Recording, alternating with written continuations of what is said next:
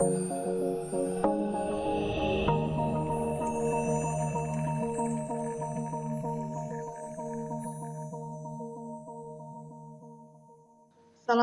warahmatullahi wabarakatuh. Hari ini kita memasuki pertemuan kelima. Pertemuan kelima dan keenam akan membahas tentang mapping function. Khusus untuk pertemuan kelima, kita akan membahas mapping function yang pertama, yaitu direct map case.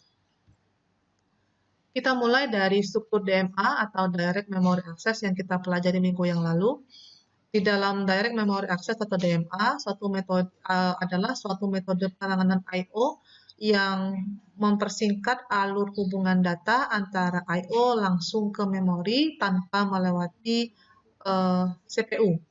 Kemudian di dalam mekanisme DMA mampu menghasilkan kecepatan transfer yang lebih tinggi yang disebabkan karena hanya terdapat satu interupsi setiap blok sehingga data akan ditransfer per byte atau per word. Ini adalah struktur DMA yang kita bahas minggu lalu. Struktur DMA ini adalah jalan pintas yang akan mempercepat akses I/O terhadap memori secara langsung tanpa harus melewati prosesor. Kemudian kita masuk ke dalam mekanisme struktur penyimpanan. Di dalam program komputer terdapat beberapa media simpanan. Media simpanan yang dipakai selama proses adalah memori utama atau RAM. Memori utama adalah satu-satunya tempat penyimpanan yang dapat diakses secara langsung oleh prosesor. Idealnya, program dan data secara keseluruhan dapat disimpan dalam memori utama secara permanen. Namun demikian, hal itu tidak mungkin dilakukan karena yang pertama, ukuran RAM lebih kecil relatif kecil sehingga tidak dapat menyimpan data secara keseluruhan. Yang kedua, memori utama atau RAM bersifat volatil sehingga tidak dapat menyimpan data permanen, dan apabila alur atau jalur listrik ke dalam komputer dimatikan, maka data yang disimpan di dalam memori akan hilang. Maka volatil berarti kemampuan memori utama menyimpan data secara sementara. Ini adalah hierarki atau susunan media simpanan mulai dari yang terkecil sampai yang terbesar. Di dalam hierarki penyimpanan ada dua hal yang diperhatikan. Yang pertama adalah kapasitas dan kecepatan. Dari register ke magnetic tape itu mulai dari yang terkecil kapasitasnya adalah register, yang terbesar magnetic tape, lalu yang tercepat adalah register, yang paling lambat adalah magnetic tape. Jadi di dalam hierarki storage ada dua hal yang dipertimbangkan, yaitu kapasitas dan kecepatan. Nah, nanti yang akan kita bahas lebih banyak memfokuskan diri pada pola transfer data di antara cache dan RAM. Kita bahas cache memory. Cache memory adalah sebuah tempat menyimpan data sementara. Hal ini sesuai dengan asal katanya, yaitu cache, yang berarti tempat menyimpan atau menyembunyikan sementara. Cache memory adalah tempat menyimpan data sementara yang fungsinya untuk meningkatkan transfer data yang dapat diakses oleh prosesor. Sehingga apabila ada data yang pernah diakses dan ingin diakses kembali, maka data tersebut dapat diakses di cache memory. Hal ini akan menyebabkan tingkat akses terhadap data jadi lebih cepat. Cache memory adalah tipe memori SDRAM yang memiliki kapasitas terbatas namun memiliki kecepatan lebih tinggi. Dalam kondisi yang berbeda dikatakan bahwa konsekuensi memiliki kecepatan lebih tinggi menyebabkan harga memori tipe SDRAM lebih mahal. Kemudian, cache memory ini terletak di antara register dan memori utama, sehingga pemrosesan tidak langsung mengacu kepada memori utama. Fungsi dari cache memory ada 4. Yang pertama, mempercepat akses data pada komputer. Yang kedua, meringankan kerja prosesor. Yang ketiga, mengurangi bandwidth memori program yang ditulis oleh blok terstruktur. Yang keempat, menjembatani komunikasi data antara CPU dan hard disk. Berikutnya, level cache memory ada 3. Level yang pertama disebut L1 adalah cache yang terdapat di dalam prosesor, disebut sebagai cache internal. Cache ini adalah yang paling cepat aksesnya dan yang paling kecil kapasitasnya. Ukuran memorinya mulai dari 8 KB sampai 128 KB. Yang kedua, cache level 2 atau L2, kapasitasnya adalah 256 KB sampai 2 MB. Secara kapasitas L2 lebih besar dari L1, namun konsekuensinya kecepatan lebih rendah dari L1. Secara fisik L2 dibuat terpisah dari chip prosesor sehingga disebut sebagai cache eksternal.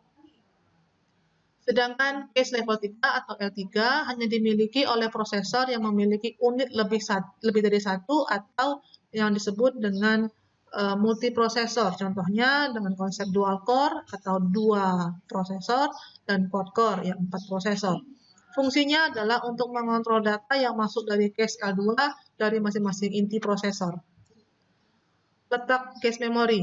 L1 letaknya menyatu dengan chip prosesor, sehingga disebut sebagai integritas chip prosesor atau internal cache. L2 letaknya terpisah dari chip prosesor, sehingga disebut sebagai external cache. Kemudian umumnya diletakkan di dekat prosesor, walaupun dibuat dalam chip yang terpisah. Kemudian L3 diletakkan terpisah, dan ini adalah cache yang berfungsi untuk mengkoordinir beberapa L2 pada beberapa prosesor yang berbeda. Kapan cache memori digunakan? Yang pertama, ketika prosesor membutuhkan suatu data, maka data yang dicari akan dicari pertama kali pada cache-nya, sehingga tidak perlu langsung mencari ke perangkat eksternal. Hal ini menyebabkan jika data yang dicari ditemukan di cache, maka akan menyebabkan delay yang sangat kecil. Jika data yang dicari tidak ada, maka prosesor akan mencari ke RAM dengan kecepatan yang rendah. Yang ketiga, pada umumnya cache dapat menyediakan data yang dibutuhkan oleh prosesor, sehingga pengaruh kerja RAM yang lambat dapat dikurangi. Yang keempat, dengan cara ini maka memori bandwidth akan naik dan kerja prosesor menjadi lebih efisien. Kelima, selain itu kapasitas memori cache yang semakin besar akan meningkatkan kecepatan kerja komputer secara keseluruhan. 6. Dua jenis cache yang sering digunakan dalam dunia komputer adalah memory caching dan disk caching, yang implementasinya tergantung kebutuhan. Cara kerja memory cache yang pertama, data akan ditransfer dari atau ke RAM dan ke register CPU yang dilakukan per karakter. Nah, kondisi transfer per karakter ini menyebabkan waktu tunggu yang cukup lama di prosesor karena kecepatan register dengan RAM berbeda jauh. Kita lihat kondisinya. Ini polanya. Jadi, cache itu sebenarnya adalah media tambahan. Tanpa cache register pun sebenarnya proses bisa dilakukan antar memori ke CPU. Yang jadi masalah adalah transfer dari memori utama ke CPU dilakukan per word atau per karakter. Nah, transfer per word ini menyebabkan CPU banyak menganggur karena CPU punya kemampuan akses besar dan datang hanya sedikit. Untuk meningkatkan kapasitas transfer data, maka diletakkan cache di antara CPU dan memori utama untuk meningkatkan pola transfer. Karena pola transfer yang dilakukan oleh cache itu bukan per karakter tapi per blok. Nah, pola transfer data dari memori ke cache yang dilakukan per blok inilah yang disebut dengan mapping function atau fungsi pemetaan. Jadi fungsi pemetaan itu adalah pola transfer data yang dilakukan per blok dari RAM ke cache. Itu jadi fokus kita. Lalu mapping function akan dilakukan dengan 3 cara yang kita bahas dalam 2 minggu terakhir. Nah, ini balik ke jenis cache-nya. Jenis cache nanti akan dipilih berdasarkan kebutuhan. Ada software cache yang mempercepat akses data pada disk dengan menyimpan data yang baru digunakan dalam memori. Yang kedua ada software cache yang akan mempercepat akses memori itu sendiri dengan menyimpan data yang baru digunakan dalam memori yang lebih cepat lagi. Yang berikutnya adalah ini gambar secara fisiknya. Ada beberapa istilah penting di dalam cache register, ada cache hit, ada cache miss, ada burst mode, lalu ada LRU, ada COS, ada DRAM, ada SRAM, ada SDRAM, ada first level cache, ada second level cache, ada write back, ada write to, lalu ada segmen aktif. Nah, semua itu adalah istilah-istilah yang sering dipakai dalam cache. Yang kita fokuskan adalah bagaimana caranya membahas atau menjelaskan fungsi pemetaan yang berkaitan dengan pola transfer blok data dari RAM ke cache yang disebut dengan mapping function atau fungsi pemetaan. Ada 3 jenis mapping function, yaitu direct map cache, associative map cache, dan set associative map cache. Yang kita bahas hari ini yang pertama dulu, yaitu direct map cache. Direct map cache adalah cara paling mudah untuk menentukan lokasi pada cache yang mana blok-blok dan memori utama disimpan menggunakan teknik direct map. Pada teknik ini, sebuah blok dari memori utama dipetakan ke sebuah blok di cache dengan memperhatikan besaran kelipatan modulo. Kita lihat contohnya. Maka nanti hal pertama yang harus diperhatikan adalah J modulo yang merupakan besarnya cache. J modulo akan menggunakan bilangan 2 pangkat n. Ini contohnya. Ini beberapa dibuatkan mulai dari 2 pangkat 0 sampai 2 pangkat 12 dan seterusnya. Maka besaran cache dan besaran RAM nantinya akan menggunakan bilangan 2 pangkat n ini. Contoh soal, kita ambil sebuah contoh. Jika diketahui sebuah komputer menggunakan metode direct map cache untuk mentransfer data dengan J modulo 2 pangkat 7, lihat J modulo artinya besarnya cache 2 pangkat 7 dan jumlah blok di memori 5 kali lebih besar. Memori atau RAM di dalam soal disebut secara implisit, itu berapa kalinya. Maka kita cari berapa besarnya dengan rumus. Yang diminta ada 4, yaitu gambarkan pemetaan direct map cache-nya. Yang kedua, tuliskan hasil transfer blok dari RAM ke cache pada blok 1 dan 4. Yang ketiga atau yang C, hitung total blok yang ditransfer dari RAM ke cache. Yang keempat, hitung sisa blok yang belum ditransfer dari RAM ke cache. Ini penyelesaian. Kita bahas pertama adalah besarnya J modulo dari soal. Jika diketahui besarnya J modulo adalah 2 pangkat 7, maka itu sama dengan 128. Maka jumlah blok di cache 128. Jika jumlah blok di cache 128 dari soal, maka blok di cache diberi nomor dari 0 sampai 127 yang jumlahnya 128. Jika dari soal diketahui jumlah blok di RAM 5 kali lebih besar dari 2 pangkat 7, maka tentukanlah besar RAM-nya dengan cara 2 pangkat 7 ditambah 5. 5 kali itu berarti ditambah 5 pangkatnya. Sehingga besarnya RAM adalah 2 pangkat 12, yaitu sama dengan 4096 blok. Maka jumlah blok di RAM adalah 4096 dan akan diberi nomor dari 0 sampai 4095. Lalu kita gambarkan. Kita gambar dengan cara gambar cache di sebelah kiri dan RAM sebelah kanan. Cantumkan blok nomor blok pertama dan nomor blok terakhir di cache. Lalu cantumkan nomor blok pertama dan kelipatan J modulo sampai sebelum blok terakhir di RAM, lalu hal itu kita lihat sebagai berikut. Nah, kita gambar cache di sebelah kiri, gambar RAM di sebelah kanan.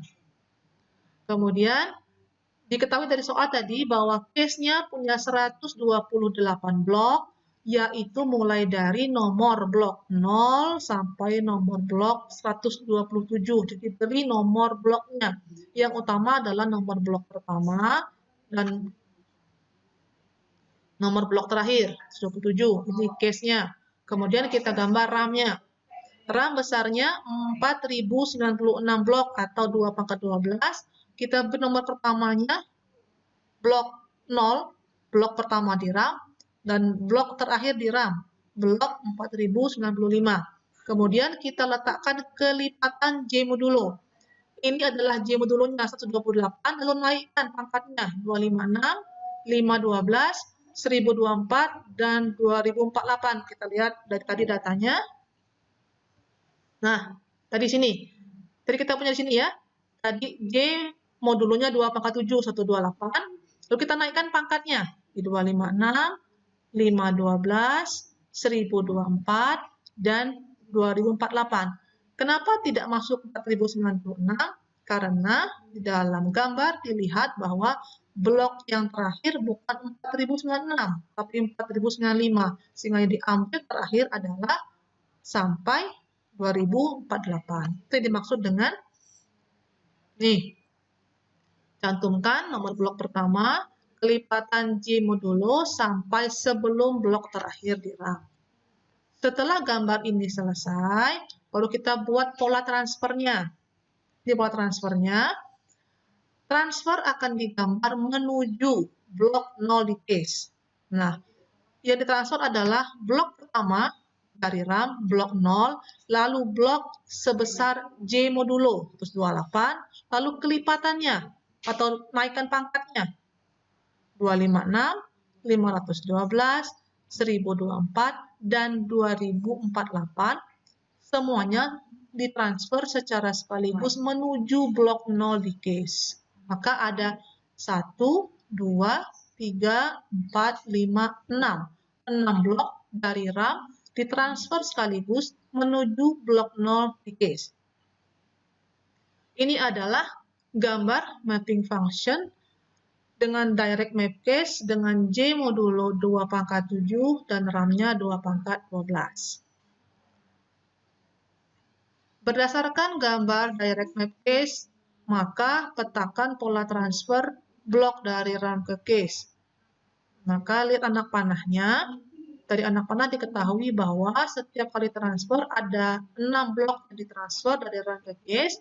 Dari panah tersebut diketahui bahwa blok 0 di case itu menampung blok 0, terus 28, 256, 512, 1024, dan 2048. Lihat gambarnya.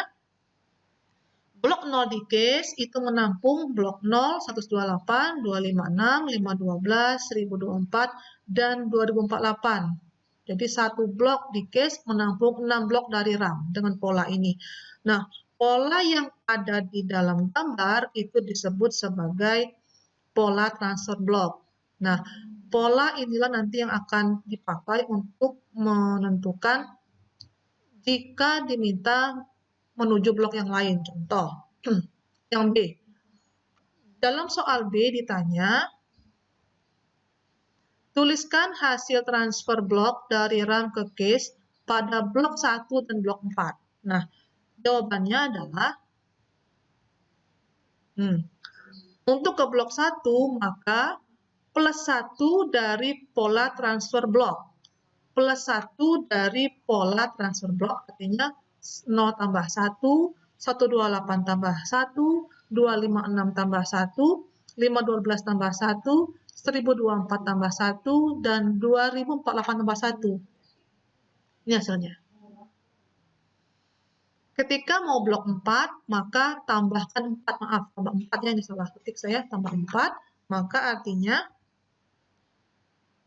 0 tambah 4, 128 tambah 4, 256 tambah 4, 512 tambah 4, 1024 tambah 4, dan 2048 tambah 4. Dapatnya 4, 132, 260, 516, 1028, dan 2052. Begitu pula jika diminta blok-blok yang lain, tambahkan saja dari pola transfer bloknya. Yang C, pertanyaannya adalah hitung total blok yang ditransfer dari RAM ke cache itu adalah hasil kali dari jumlah blok di cache dikali jumlah tiap kali transfer. Jumlah blok di cache adalah 128 dan jumlah tiap kali transfer adalah 6. Lihat gambarnya. Nih, jumlah blok di cache 128 atau jumlah modulnya 128 dikali jumlah tiap kali transfer 6. 1, 2, 3, 4, 5, 6. Jadi datanya diambil dari gambar. Totalnya 768 blok dalam soal ini. Yang D, hitung sisa blok yang belum ditransfer dari RAM ke cache. Rumusnya adalah sisa blok yang belum ditransfer sama dengan jumlah blok di RAM dikurangi jumlah blok yang belum ditransfer. Jumlah blok yang belum ditransfer adalah 4096 yang ditransfer 768. Kita lihat di gambar. Jumlah blok di RAM adalah 4096. Dikurangi yang sudah ditransfer tadi, 768. Maka hasilnya yang belum ditransfer adalah 3328 blok. Demikianlah cara menggambar fungsi pemetaan atau mapping function yang pertama, yaitu direct map cache. Jika ada pertanyaan, silakan sampaikan melalui WA group kelas masing-masing. Dan saya akhiri dengan Assalamualaikum warahmatullahi wabarakatuh.